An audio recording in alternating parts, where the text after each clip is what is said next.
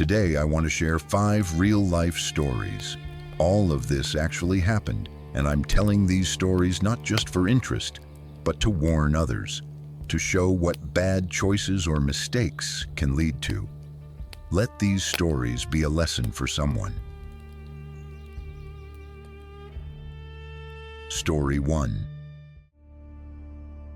The compromised laptop extortion. My ordeal began with an advertisement on an online classified site. This wasn't one of those questionable listings found deep within specialized web forums, but merely a straightforward, rather poorly composed notice in a common online community I frequented. It advertised a slightly used, powerful laptop, described as barely touched, for a mere $150, payable only in cash. The seller indicated his residence in Pflugerville, a town situated just north of Austin, Texas. My reasoning was simple. If the device turned out to be inadequate, my financial loss would be minimal. For the preceding 3 years, I had been diligently assembling various freelance coding assignments, primarily focusing on web data extraction or foundational back-end development. My work was unremarkable, nothing particularly impressive or even noteworthy.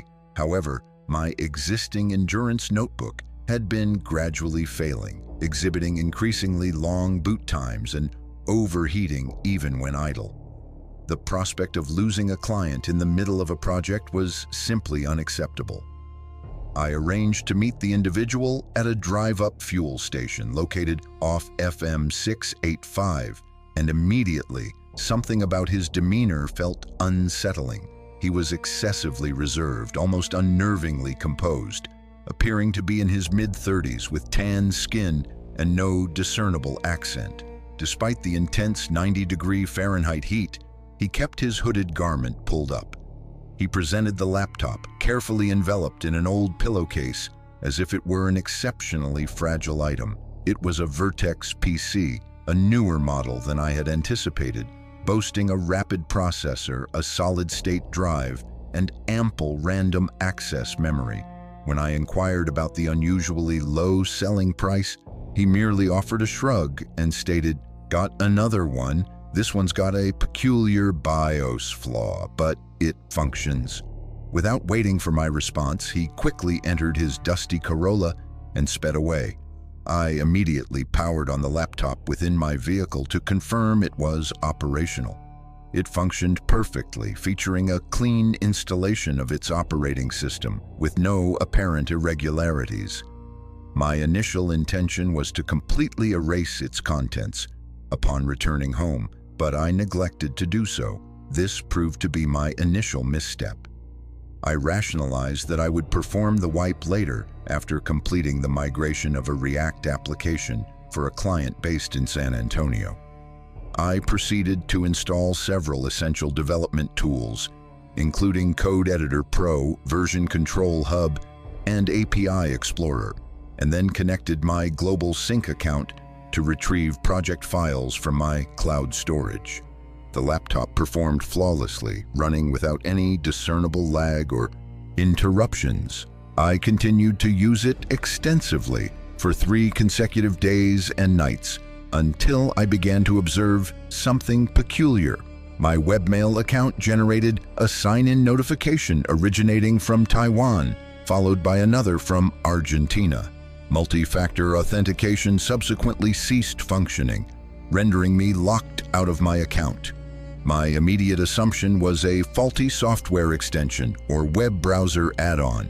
I diligently reset all settings, purged every cookie, and even uninstalled my web browser. However, I then discovered that my TeamCom account had been accessed, followed by my CodeVault account. While the project repositories remained intact, they had been cloned by an unauthorized party.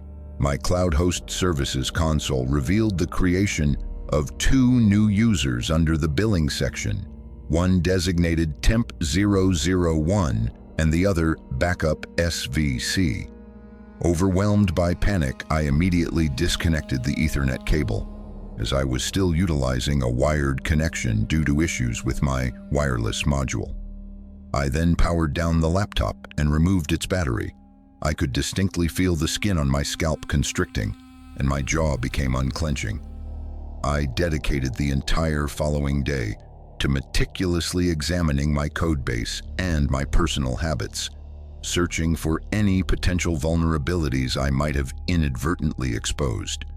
I always employed unique passwords and utilized a secure vault, and I had two-factor authentication enabled for all my accounts. That evening, I received the first message. It arrived via Secure Chat app from a new contact displaying no profile image or name, only a phone number with a Mexican country code prefix. The message read, "We have your credentials, all of them." This was immediately followed by a link to an online text repository. I paused for merely a second before proceeding to open it. The document contained a comprehensive list of every online service I subscribed to: Online Emporium, Data Locker, ProNet, CodeVault, Webmail, alongside their corresponding passwords. What was even more alarming was that it included not only my current passwords, but also previous versions, some of which I hadn't used in several years. All the information was accurate. Additionally, there were supplemental notes detailing my security questions, IP logs, and even specific data from my local machine. The subsequent message arrived within moments. "You have 48 hours to complete 3 tasks, or this dump goes public." I remained fixated on the screen. The sender then transmitted a compressed file. Inside were dozens of screenshots, captured at arbitrary intervals over the preceding 72 hours. Most images depicted code editors or email inboxes, but some disturbingly showed me seated at my desk, barely discernible in the reflection of my monitor screen. The situation didn't truly register as real until I encountered an image of myself, consuming a bowl of macaroni and cheese, bare-chested, typing with a single hand. My laptop's integrated camera was consistently covered, yet they didn't require it. The reflections off my own screen had been sufficient to betray me. The demands were straightforward, in the typical fashion of coercive threats. The demanded tasks were: 1. Overwrite database files for Capital City Water Services via an exposed network port. 2. Execute a credential stuffing script against Heartland Financial Cooperative. 3. Submit a fraudulent vulnerability report to the National Cybersecurity Agency to inundate their ticketing system. Every single task was traceable and profoundly illegal. They further demanded evidence, screenshots, activity logs, and confirmation of outcomes, all to be emailed to a Shield mail address with a specific subject line requiring confirmed delivery. I chose not to respond. Instead, I deactivated every electronic device in my apartment, disconnected my internet modem, grabbed my phone, and walked a couple of blocks to a Burger Haven. It was well past midnight. I ordered French fries despite not feeling hungry and connected to the establishment's guest wireless network. I proceeded to establish a new Shield Mail account and reached out to a friend I hadn't communicated with in months, Darren. He was a former colleague who had transitioned into a white hat security expert, currently employed at a firm in Seattle. I forwarded him the online text repository, the compressed file, and the list of demanded tasks, explicitly requesting his assistance. He replied within 10 minutes. Darren's assessment was grave. "You're compromised at a firmware level. The BIOS was reflashed. It records keystrokes before your OS even boots. That's how they got the vault. They're probably rotating IPs and using your own machine as a proxy. You need to trash the device, but first, find the baseboard serial. I'll trace it." The serial number was embedded within a system file, necessitating that I power the device back on. I donned gloves, feeling perhaps overly paranoid, but at that moment it felt as though my every movement was under surveillance. I retrieved the serial, transmitted it to him, then permanently shut down the machine, encasing it in aluminum foil as a makeshift electromagnetic pulse shield. I disposed of it in a waste bin behind a local grocer off Burnett Road, my hands trembling throughout the entire process. Darren contacted me 2 hours later. "I found the source," he declared. He explained, "There's a laboratory in Laredo. They retail reconditioned laptops, acquired from educational institutions and businesses. But some of these units are being intercepted prior to resale, then illicitly reflashed and repackaged. Your particular model was flagged just last month on an online community named Dark Silicon Forum." I inquired, "Who is responsible for this?" He admitted, "No idea. It could be a criminal enterprise's side operation, or it might be independent operatives. They are rapidly erasing their digital footprints, but you are not their sole target." "So what do I do?" I pressed. He paused, then offered 2 distinct choices. Option 1, go to the Federal Bureau of Investigation, provide them with all the information, hope they don't prosecute you for what they already made you do. I interjected, "I didn't do anything." He countered, "That won't matter. You accessed the paste bin, you touched the zip, you engaged." Option 2, you give them junk data, fake results, delay. I'll spoof endpoint returns from a secure virtual machine.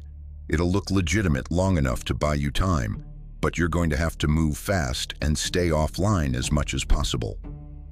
The subsequent 36 hours descended into utter pandemonium. Darren meticulously constructed fabricated replicas of each targeted system, complete with mock user interfaces, synthetic activity logs, and authentic-looking timestamps. I utilized these to generate outputs that the extortionists would not question. All communication was conducted through a burner laptop I purchased, with cash from Prime Electronics, used exclusively on public networks, at fuel stations, transit hubs, or any location offering unsecured wireless internet access. At the 47th hour, I dispatched the confirmation email. Their reply arrived within 2 minutes. "Good work. Keep your line open. You're now considered an asset." I refrained from responding. Darren had already purged the simulated virtual machine and severed all connections with the proxy server he had established. I traveled to a budget stay inn in Buda and utterly destroyed the burner laptop in the bathtub using a clothes iron. That same night, I drove northward, sleeping in my car near Temple. The following day, I continued my journey until I reached Oklahoma. The most perplexing aspect is that no one has truly pursued me. No one has appeared at my doorstep. There have been no arrests and no subsequent rounds of blackmail. Yet, I remain acutely aware that I am still under observation.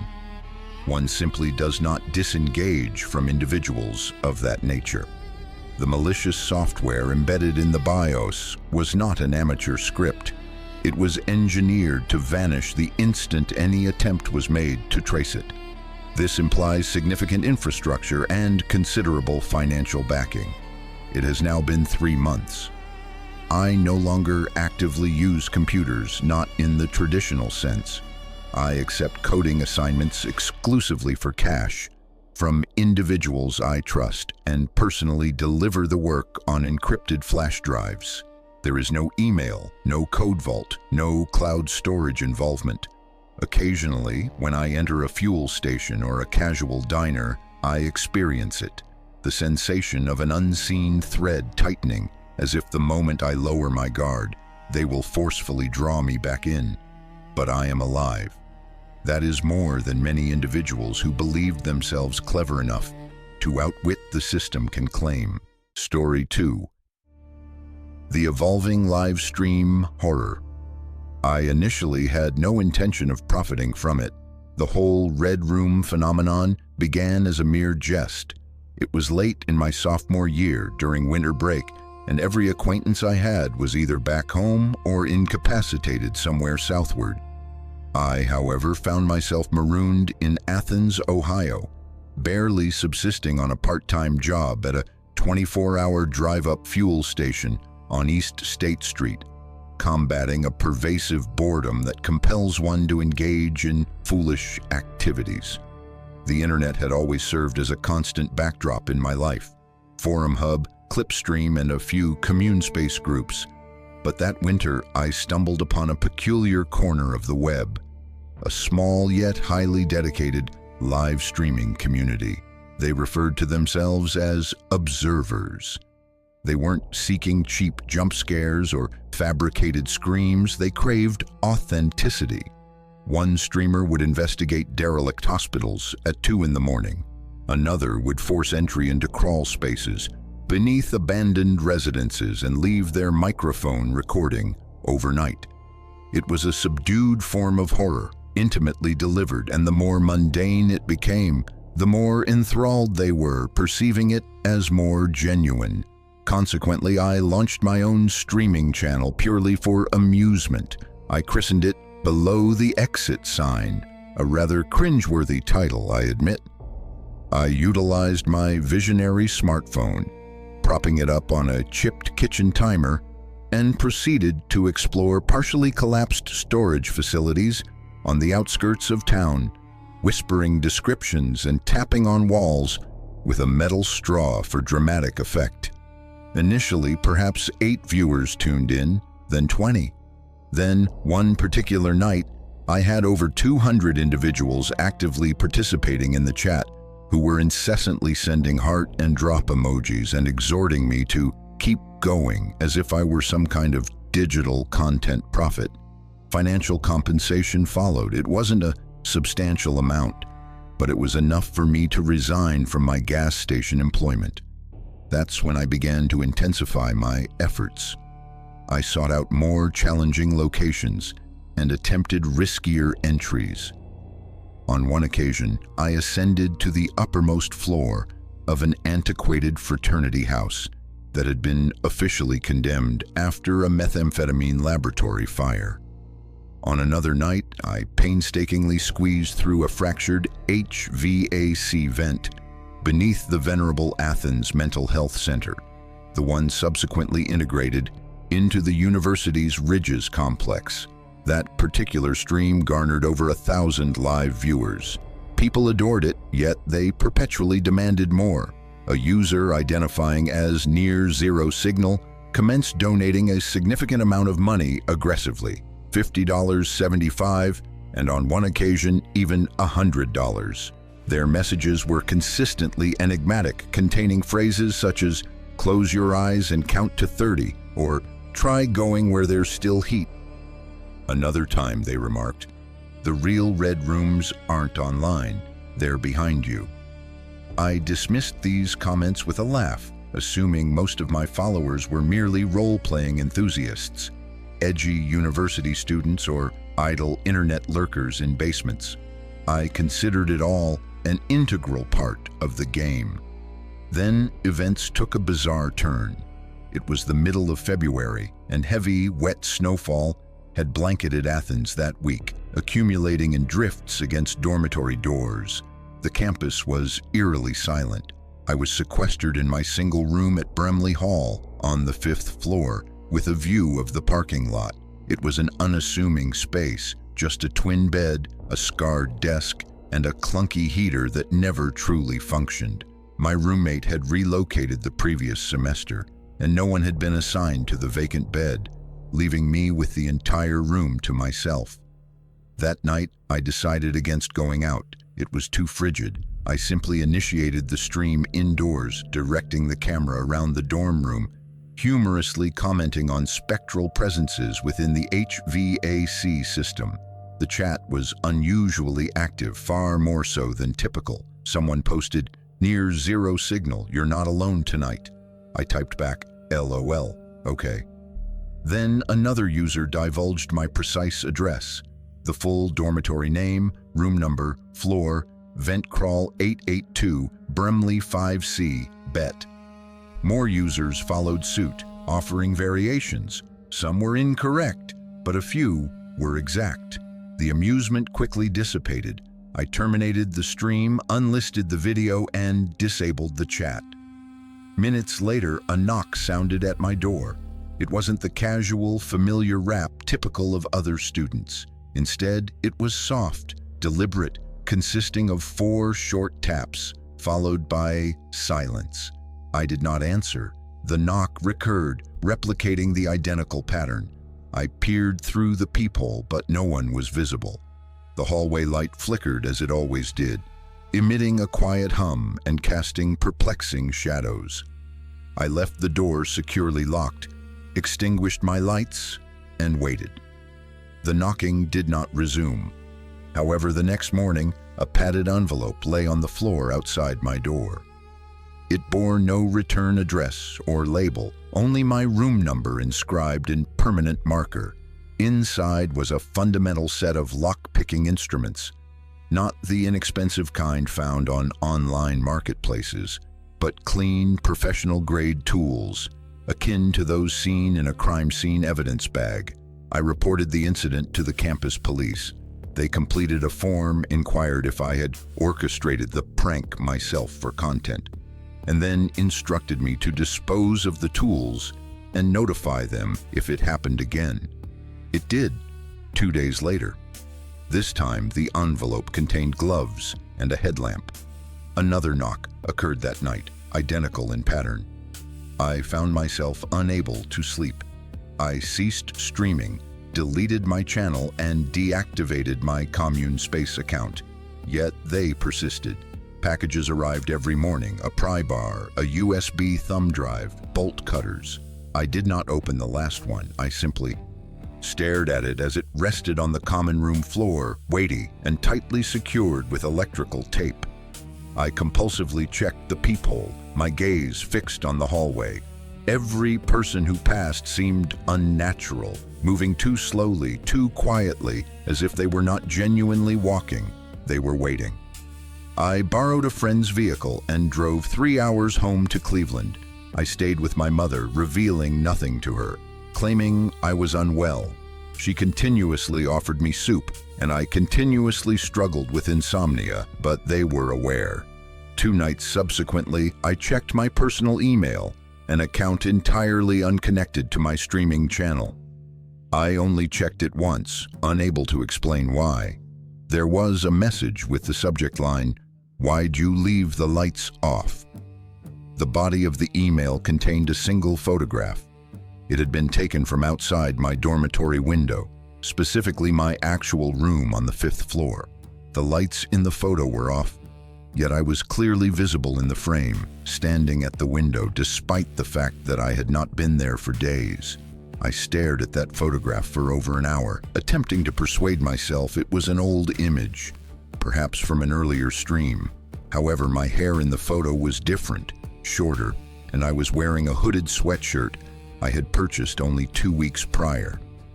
It wasn't me in the photograph, not truly, yet it undeniably was.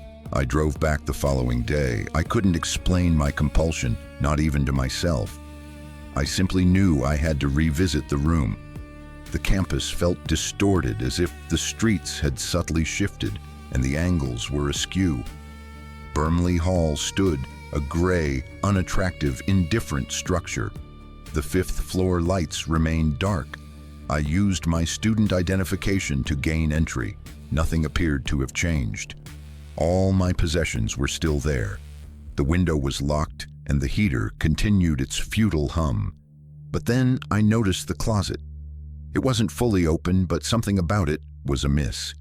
It seemed as though it had been opened and closed a little too slowly, the way a door hangs differently after someone has touched it. I walked over and pulled it open. Nothing was immediately visible, just my clothing, some shoes, a few dusty boxes. However, the boxes themselves were wrong. They had been moved, their order rearranged. And when I lifted one, I observed that the sealing tape had been peeled back and then re-adhered. I did not unpack it or inspect its contents. Instead, I left, locked the door, and proceeded directly to the front desk, requesting a room reassignment. I stated I was being stalked, offering no further explanation. The young woman behind the counter showed no reaction. A week later, I was relocated to a compact unit in the rear section of James Hall. There was no roommate, and it was on the 3rd floor. No more packages arrived, no more knocks, no more photographs. I ceased streaming. I meticulously deleted every trace of my online presence. I am now completely disconnected from everything. No forum hub, no Snapshare, no livecast, just myself, my academic texts, and a lock on my door that I replace every 3 weeks. Occasionally, I still receive emails from various unidentified addresses. They have no subjects, merely short audio clips. A door creaking open, a faint breath in the darkness, my name whispered through static. I do not reply. I simply listen because I now comprehend the true meaning of being offline. It signifies that you are no longer merely observing the Red Room. You have become it. Story 3. The Dark Web Pharmacy Sting. I am a nurse practitioner employed at a modest medical facility in Milwaukee's South Side, situated not far from the prominent clock tower landmark. Our waiting area is perpetually overcrowded, furnished with mismatched seating, and our snack dispenser is consistently out of order. The majority of our patients lack health insurance. Some are undocumented individuals, while others are simply citizens who have slipped through societal safety nets, living on meager, unpredictable incomes. When confronted with the critical choice between purchasing life-sustaining medication, such as insulin, and covering their monthly rent, they invariably prioritize housing. My decision to procure supplies from the dark web stemmed from sheer desperation, not from recklessness. It was Brian, one of our skilled technicians, who initially introduced the concept. He displayed the website on his mobile device, an encrypted network address featuring a cartoon syringe logo and a prominent search bar. He explained that his cousin in Kenosha had utilized it to obtain insulin for her grandmother when she encountered the Medicare prescription gap. It's not as if it's counterfeit, he asserted. It's the identical product. It's simply, a gray market. Gray market, neither entirely illicit nor entirely legitimate, just morally ambiguous. This was the rationalization I employed to justify my actions to myself.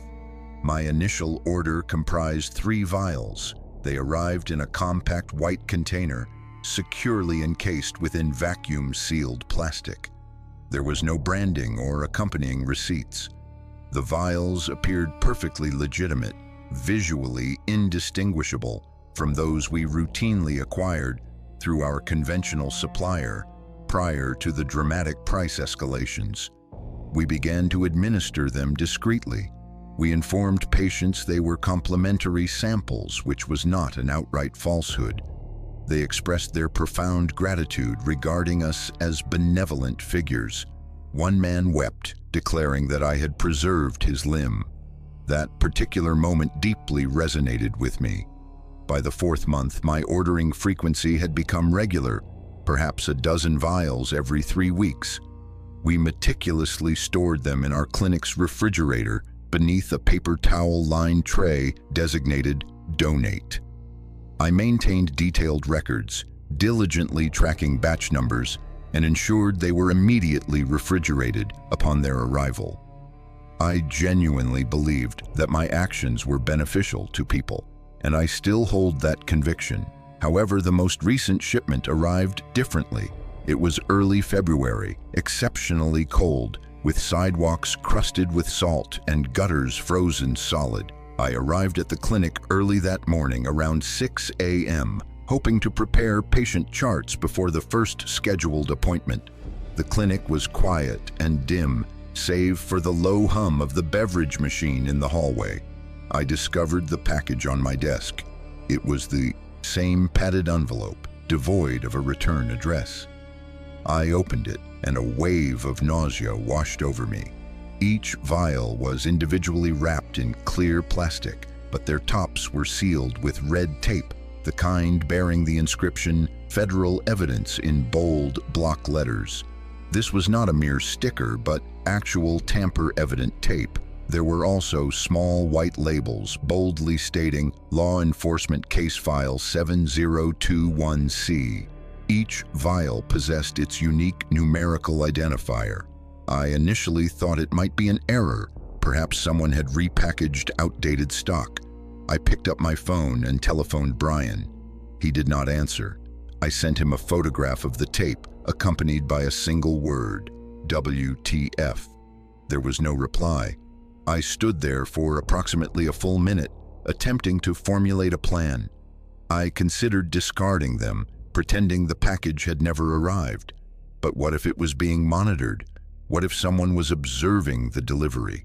I was still gazing at the vials when I heard a knock at the clinic's rear entrance. 3 slow knocks, followed by 2 quick ones. I froze. Only staff members used that particular entrance. I cautiously crept down the hallway and peered through the frosted glass. A man stood there clad in a thick outdoor jacket and jeans, notably without gloves. He resembled a delivery driver except for the earpiece, the type federal agents wear in cinematic portrayals. I retreated and extinguished the hallway light. Then a loud thud resonated from the front door. Someone was pounding on the main entrance, and not in an amiable manner. More banging, accompanied by shouts. I rushed to the front just as the door violently burst open. 4 individuals swarmed inside, all dressed in jeans and coats, in plain clothes. One of them briefly displayed a badge so rapidly that I couldn't discern the agency. Perhaps the Federal Bureau of Investigation or the Drug Enforcement Agency. "Hands where we can see them," one commanded. I stepped backward, my hands raised, utterly unable to speak. My heart was pounding so forcefully I feared it might rupture. A woman with short black hair and a stern expression advanced. "Are you Caitlin Mars?" she inquired. "Yes," I whispered. "Step away from the desk." Slowly. They moved with practiced efficiency, as if having performed this routine countless times. One man proceeded directly to the refrigerator, another pulled open drawers, sifting through patient records. The woman in charge approached the vials on my desk and gazed down at them as though she had just discovered undeniable evidence. I finally managed to articulate, "I didn't know. I thought they were surplus." She raised a hand, stating, "Anything you say can and will be used against you." That particular phrase shattered something within me. I collapsed into the nearest chair, my hands visibly trembling. They placed handcuffs on me right there in the clinic hallway, while the fluorescent lights flickered overhead and the lingering scent of old coffee permeated the air. One of the agents was on the phone, reciting my name and address, confirming some piece of information. It took nearly 2 hours before anyone explained the situation. Apparently, the supplier I had been using, the encrypted website, had been a federal sting operation for almost a year. It was a fictitious dark web pharmacy established by undercover agents, specifically to apprehend black market buyers and distributors. Most individuals who purchased personal use quantities received a warning letter. However, medical professionals, providers ordering at a large scale, that constituted distribution. That indicated intent. I refused to utter another word without legal representation. They held me in a detention cell at the federal building on East Wisconsin Avenue for 6 hours before releasing me on bond. My professional license was suspended pending investigation.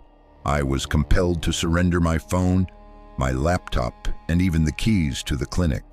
They raided Brian's apartment the following day, discovering cryptocurrency wallets, untraceable phones, and packaging materials. He had been reselling insulin on the side, inflating its price and distributing it to other clinics. I was unaware. Perhaps I should have been. Perhaps I was naive. But they leveraged his operation to strengthen the case against me, alleging my complicity. The investigation protracted for months. I retained an attorney specializing in medical regulatory compliance. Each week brought a new meeting, a new document, a new source of anxiety. They meticulously examined every patient record, every email. One day, as I walked past the clinic on my way to court, I saw the windows obscured with paper indicating its indefinite closure. Nevertheless, I did not go to prison. That particular outcome often surprises people. I believe the prosecutors recognized the underlying truth, that I was not attempting to generate profit, that I genuinely believed, perhaps foolishly, that I was aiding people in their struggle for survival. They offered me a plea bargain. It included 5 years of probation, mandatory ethics training, 2,000 hours of community service, and the formal surrender of my license. I am now employed at a call center, processing insurance claims. It is unstimulating and the coffee is of inferior quality, but I sleep better now to some extent. Sometimes I still dream about the clinic, the waiting room with its peeling floor tiles, the gentle hiss of the antiquated radiator, the way people gazed at me when I handed them that small white bag containing their insulin, as if I were their rescuer. The most enduring memory for me is not the handcuffs, or the court dates, or even the scent of those vials on the day they arrived with the evidence tape. It is the profound quietness. That final morning in the clinic, before the knock on the back door, before everything irrevocably unraveled, there was a fleeting moment when the world felt utterly still, a sensation that I was accomplishing something good, something truly essential. And now, as I sit in my car before work, observing the sunrise over the interstate, I recall that silence, and I ponder how many other healthcare providers are still out there, striving to save lives in the only way they perceive they can. Story 4. The Journalist's National Containment. The incident commenced at the primary branch of the Grand City Archive in Copley Square. It was an imposing structure adorned with stone lions and intricate murals, the kind of establishment that perpetually carries the scent of aged leather and accumulated dust, even within its climate-controlled chambers. It was a Tuesday morning just after 10 o'clock. A bleak gray sky pressed down upon the glass dome of the courtyard tea room, and the attendance was sparse. Only a handful of students, a few retired individuals, and the customary murmur of hushed conversations and footsteps echoing on marble surfaces were present. I had arrived thoroughly prepared, a compact black notebook, a Vantage DSLR camera tucked into my tote bag, and a miniature voice recorder clipped discreetly inside my coat pocket. These were standard accoutrements for someone in my profession, a freelance investigative journalist, primarily focusing on stories involving technology and governmental intersections, based out of Dorchester. I had authored pieces scrutinizing citywide surveillance agreements and those dubious private drone procurement bids in Plymouth. While never substantial enough to generate national attention, my work was sufficient to earn me hushed mentions in relevant, or rather, compromising email exchanges. The contact had initiated communication 2 weeks prior via an anonymous Shield Mail account devoid of any discernible signature. However, the specific details they furnished corroborated leads I had been pursuing for over a year: contract designations, personnel identifiers, and shipment manifests from defense subcontractors in Lowell, information that was not publicly accessible. The email concluded with a direct request: meet me in Boston, April 15th, Grand City Archive Main Branch, reading room, 10 a.m., come alone. So there I was. I selected a seat near the Bates Hall windows, beneath one of the green-shaded brass lamps. I intentionally left my laptop at home, bringing only my notebook, a pen, and a cup of coffee I had discreetly brought in from the Morning Brew Cafe across the street. I waited. 10 o'clock arrived and passed, followed by 10:15. I meticulously observed every individual who entered. A young black man with a backpack and over-ear headphones, a middle-aged woman in a pantsuit clutching a copy of a prominent economic journal, an elderly gentleman in a sports team windbreaker who appeared to fall asleep almost immediately upon sitting down. No one made eye contact. No one offered any form of signal. By 10:30, I began to experience that familiar prickling sensation at the back of my neck. The sixth sense developed after years of delving into sealed documents and encountering misplaced public information requests. I slowly gathered my belongings, then walked out to the main lobby, glancing toward the security personnel near the turnstiles. They did not appear to notice me then.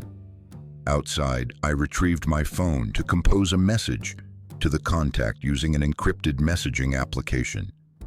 However, before I could even begin typing, someone grasped my elbow. I turned to face two men dressed in dark clothing, not uniforms, not police officers.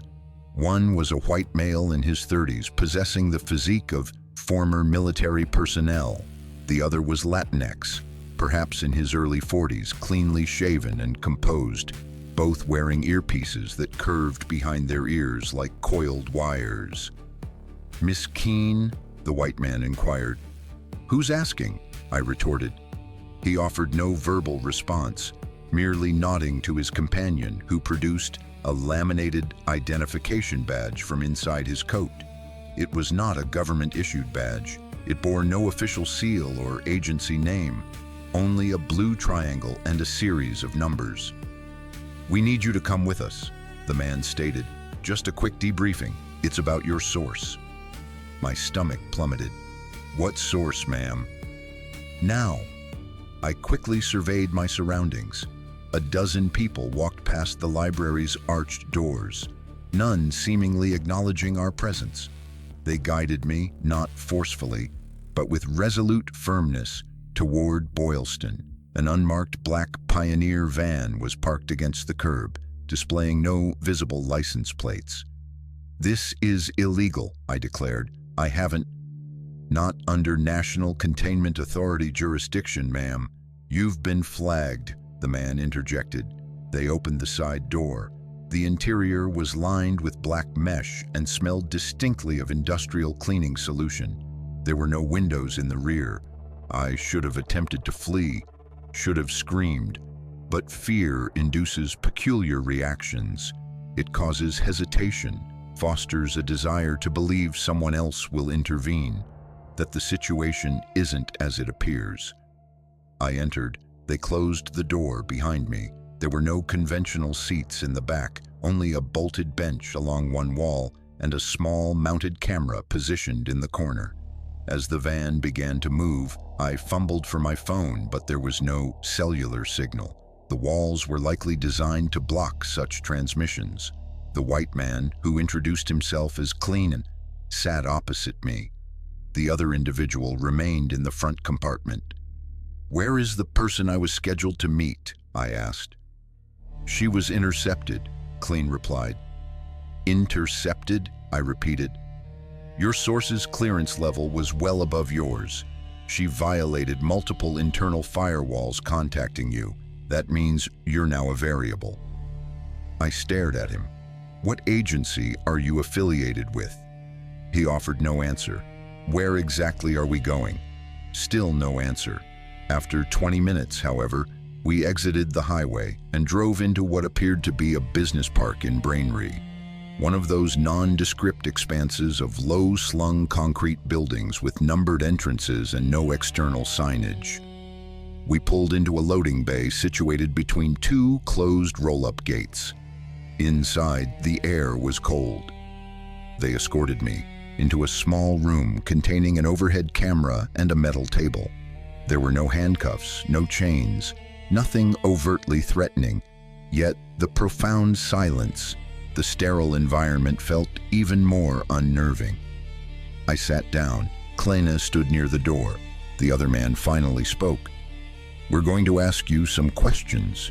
You're not under arrest yet, but if you do not cooperate, we will escalate. Do you understand?" "I want my lawyer," I asserted. He smiled. "This isn't a legal matter. This is national containment." That particular phrase struck me forcefully.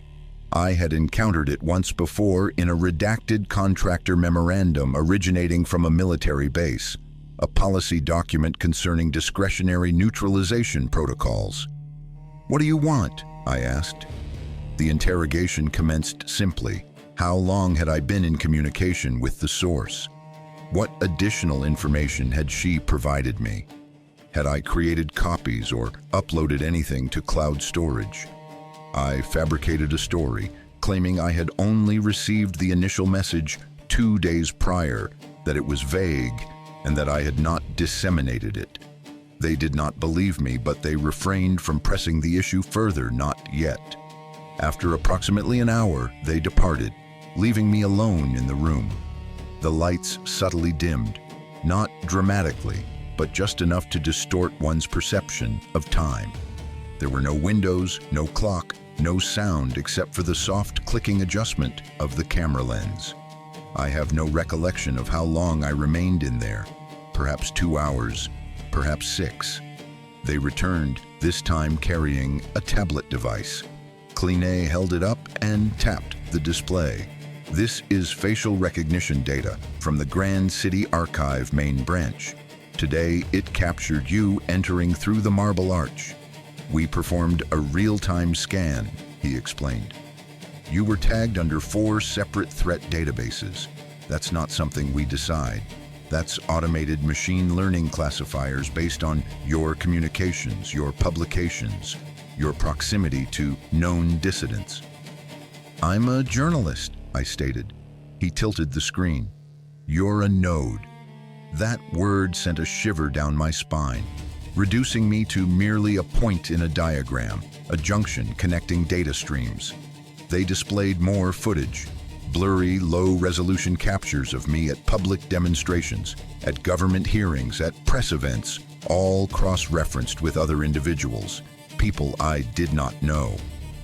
"You believe you're pursuing stories," the second man remarked, "but what you're actually doing is vectoring. You're mapping sensitive patterns. That makes you dangerous."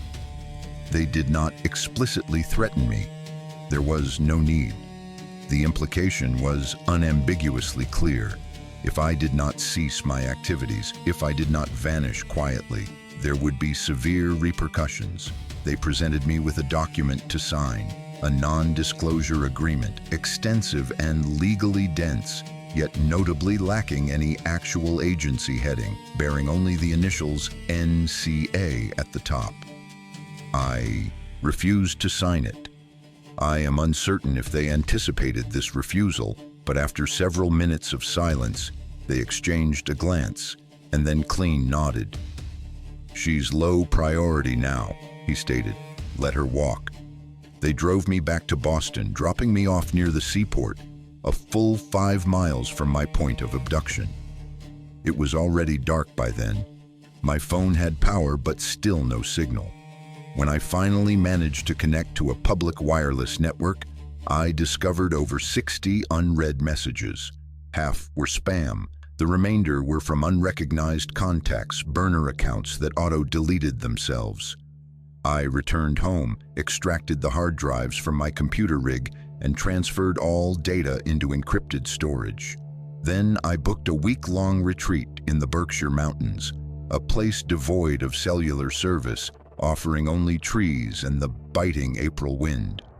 I remain unaware of their precise identity, whether government-affiliated, private sector-aligned, or likely a blend of both. That is the contemporary modus operandi. Lines are so indistinct that one cannot differentiate whether the person aiming a camera at you is military personnel or an independent contractor. But I gained a crucial insight. They do not care if you possess knowledge. They care if you establish connections. That is what truly instilled fear in them, the fact that I was tracing lines, discerning the complete picture. I still possess the notebook, I still have the emails, and I am still here. Story 5. The Doxing and Mob Attack. It all commenced with my mailbox. I reside on the second floor of a 2-unit duplex located just off Southeast Clinton, a thoroughfare characterized by modest craftsman residences, towering maple trees, and the sort of lawn signs that proclaim hate has no home here in half a dozen languages. As a Portland resident, I am not a native. I relocated here from Sacramento 6 years ago, seeking cooler climatic conditions and the sense of anonymity this urban environment provides to introverted individuals like myself. My neighbors knew me as Elliot, an individual who worked from his residence, friendly enough but generally keeping to himself. I earned my livelihood by performing branding services for small businesses, designing logos, packaging aesthetics, and occasionally undertaking website redesigns. That aspect of my life was legitimate.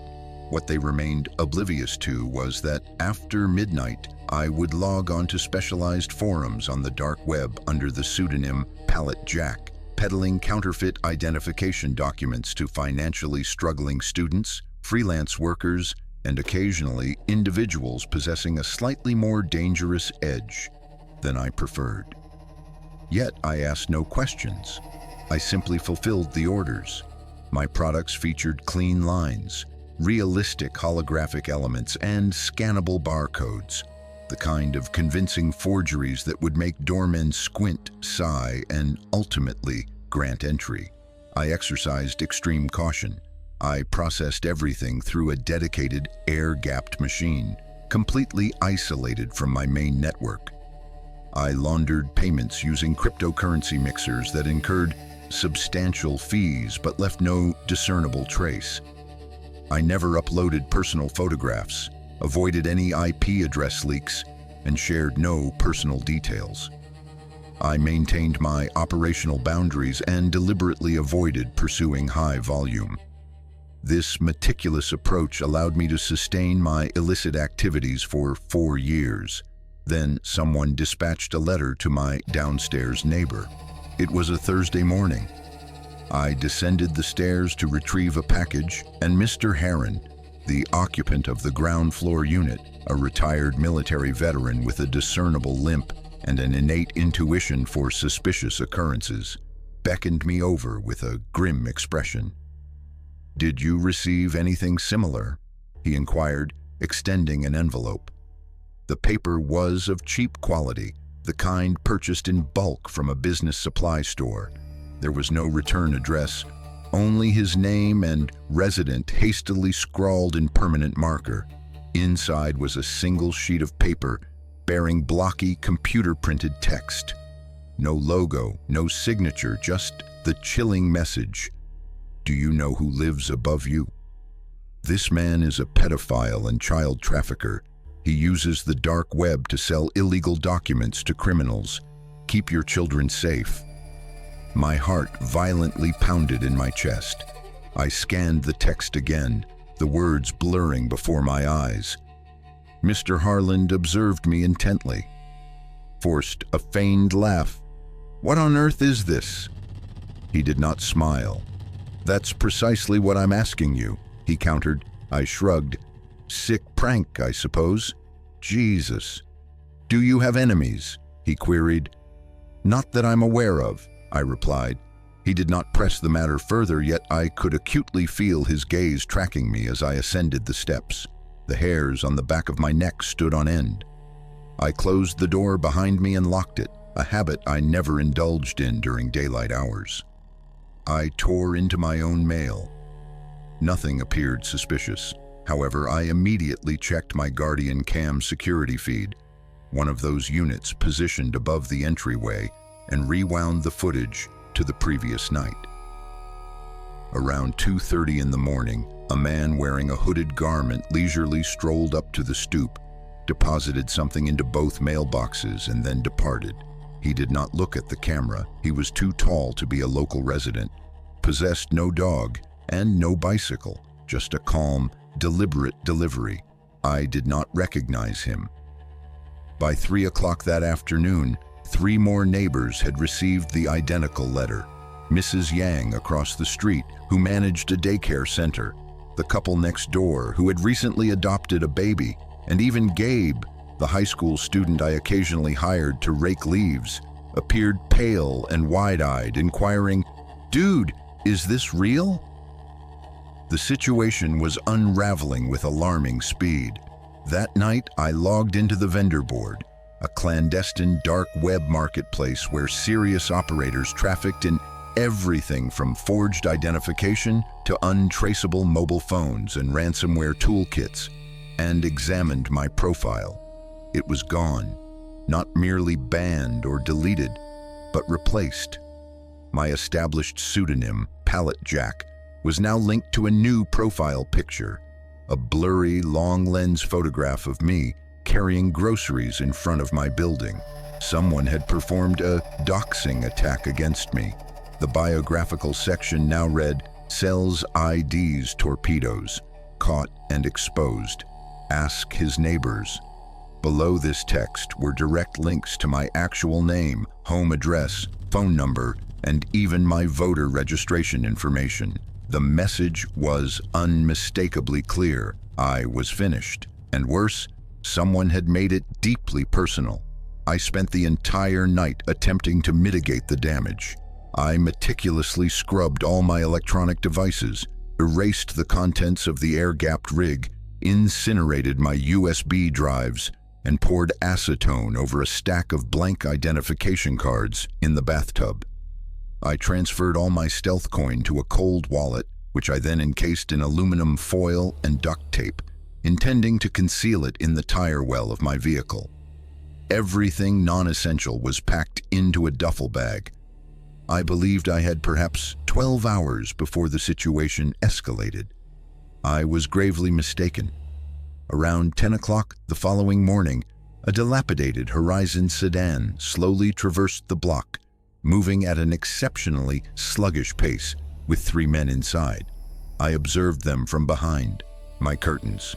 They halted halfway down the street, leaned out the window, and affixed a flyer to a streetlight. It displayed another image of me, this time with the words "child trafficker" boldly emblazoned in red across my face. Beneath that, it instructed, "Contact us if you've seen him hurting children." I telephoned the non-emergency police line, enduring a 26-minute wait before someone answered. The woman on the other end stated they would investigate and inquired if I possessed a restraining order. "Against whom?" I retorted. "I don't even know their usernames." By noon, someone had spray-painted "Sicko" across my front steps. At 1:30 p.m., a local social connection group I had never heard of ignited with posts concerning the Predator on Clinton Street. People were tagging each other, sharing photographs, inquiring if anyone knew me or had children nearby. Someone even posted a screenshot of my street from a popular mapping service with a vivid red X superimposed on my residence. I ventured outside to attempt to scrub the paint off my steps, and a woman walking her dog actually crossed the street to avoid me. By 3 o'clock, the shouting began. A man I did not recognize, appearing to be in his mid-30s with a beard and wearing a plaid shirt, stood in the middle of the street and bellowed, "We know what you did, pervert!" His voice echoed throughout the block. Doors opened, and people cautiously peered out. He shouted again. I shut the blinds and double-checked the locks. I knew I should depart, but I wasn't finished. Not yet. I still possessed my phone and had backups on an encrypted external drive. If I could destroy them cleanly, extract the license plate from the Guardian cam footage, and perhaps even trace the individual who uploaded the information, I might be able to recover or, at the very least, disappear without leaving a trail. Then the first rock struck my window. Shards of glass flew into my living room. I instinctively dropped to the floor. Another rock followed, then shouts, then the sound of boots ascending the stairs. Mr. Harland was yelling something, perhaps attempting to intervene, but his voice was completely drowned out. I seized the encrypted drive from my safe, stuffed it into my coat pocket, and made my way toward the back of the duplex. A fire escape led down to the alleyway. My car was parked 2 blocks away.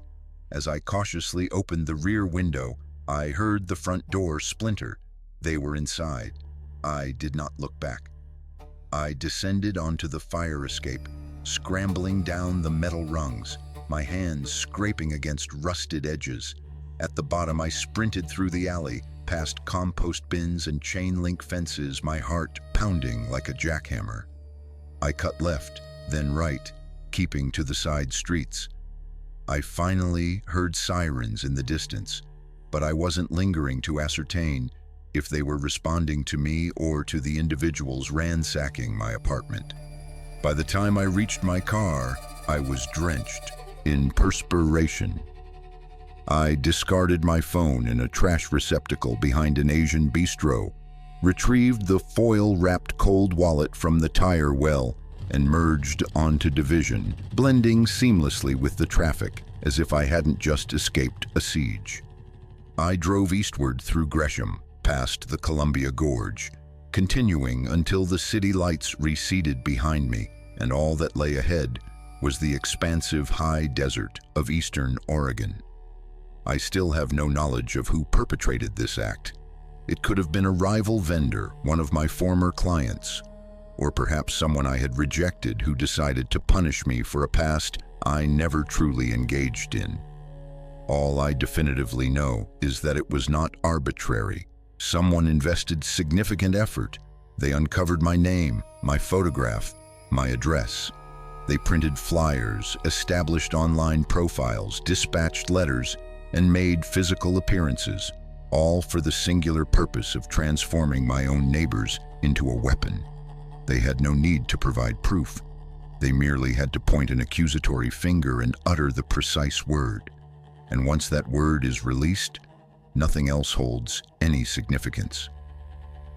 I now reside in a different state, under a different name, in a small town, living in a rental property that accepts only cash. I rarely go online anymore, and I most certainly no longer produce counterfeit identifications. Story 6. The Crypto Mixer's Digital Hostage Crisis. I reside in South Charlotte, within a 2-story brick colonial dwelling that mirrors virtually every other house on our quiet cul-de-sac.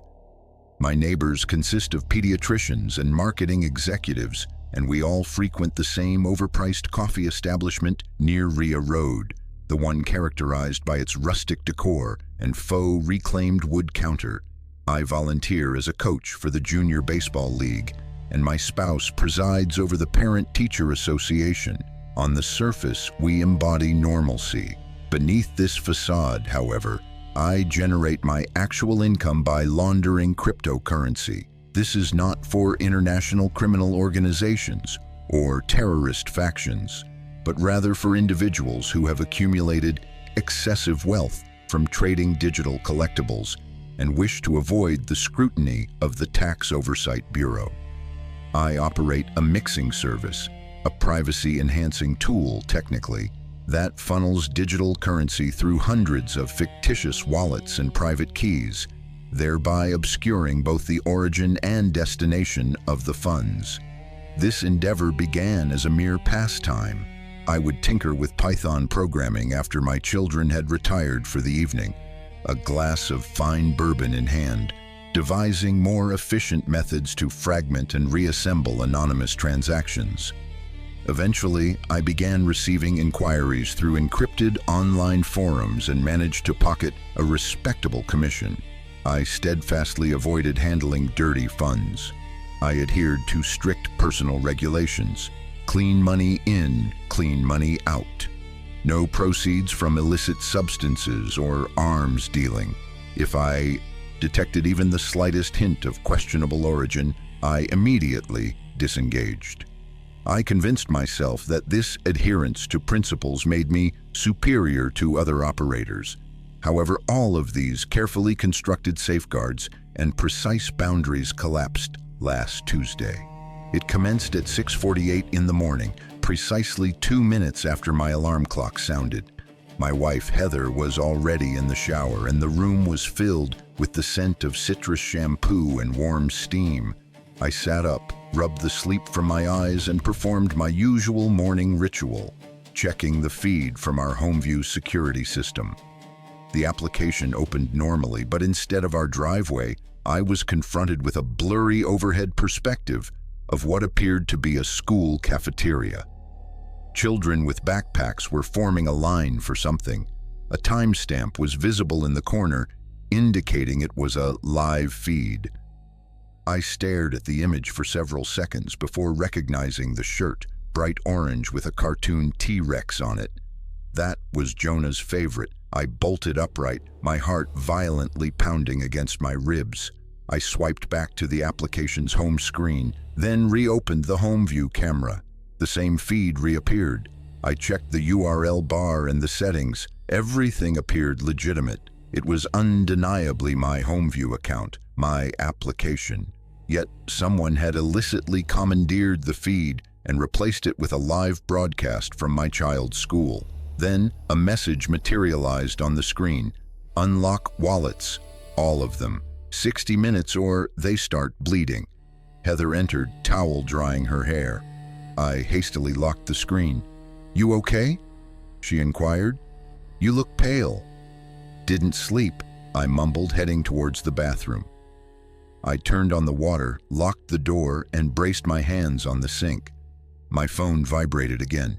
Another message. This one was a direct file transfer, a file named Children Mealtime. "Move," the text read. I opened it. It was the cafeteria scene again.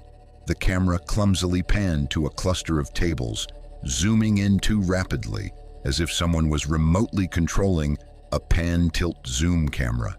It settled on two children seated together, Jonah, 7 years old, and Emily, 9, my children.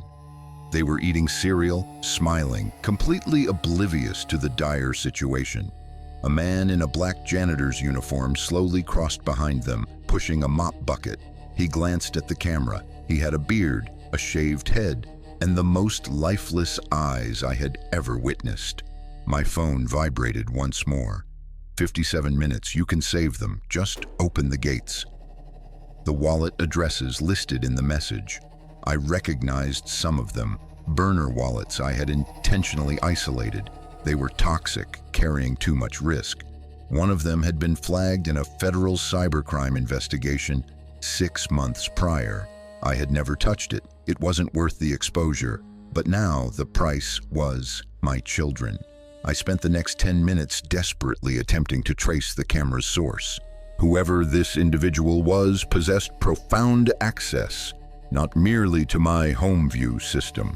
They were routing through cloud host services, bouncing IP addresses across various locations: Atlanta, Newark, Salt Lake. I could barely keep pace.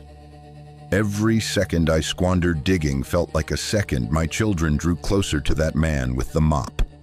I considered calling the school. What would I possibly say? "Hi, this is Jonah and Emily's dad. There's a man with a mop in the cafeteria who might be planning to harm them." No, I don't know how I know. Yes, I'm watching them through a hacked video feed on my phone. Please don't call the police. No, that would result in the school being locked down, my phone being confiscated, and me being in handcuffs before morning snack.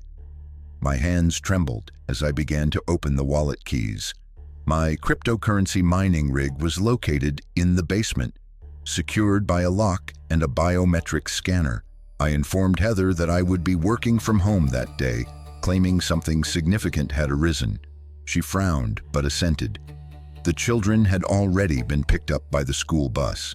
I unlocked the first 2 wallets, then paused at the third. It was enormous, containing over 200,000 units of mixed stealth coin, likely originating from a ransomware payment. I had refused to interact with it for months. 42 minutes. Another video clip. This one was from inside the school hallway. The janitor again. He was no longer pushing a mop. He was simply walking past a bulletin board, a clipboard in hand, calm and composed. You think this is a game? Keep stalling. See what happens. My throat constricted. I unlocked the wallet. At 31 minutes, I encountered an insurmountable obstacle. One of the wallets refused to open. The private key was stored on a cold drive I had destroyed 3 weeks prior during a routine data purge. I had forgotten it was linked to this particular cluster of funds. I sent a message back. One wallet lost, physically gone, not stalling. The rest are yours. Don't touch my children. There was no reply. I continued to watch the cafeteria feed. Jonah was coloring and Emily was conversing with a friend. The janitor was no longer visible. I meticulously scanned every inch of the video, attempting to locate him. Then the camera abruptly panned again. Rapidly, the feed cut to another perspective, the school's side hallway, a narrow, dimly lit corridor lined with maintenance doors. The janitor stepped into the frame. He was dragging something behind him, a duffel bag.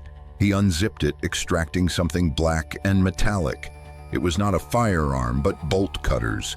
He looked directly into the camera and smiled. 25 minutes. I ran upstairs. Heather was unloading the dishwashing machine. "I need you to go to the school," I said, panting heavily. "Right now, pick up the kids, early dismissal. Say there's a family emergency." She blinked. "What?" she asked.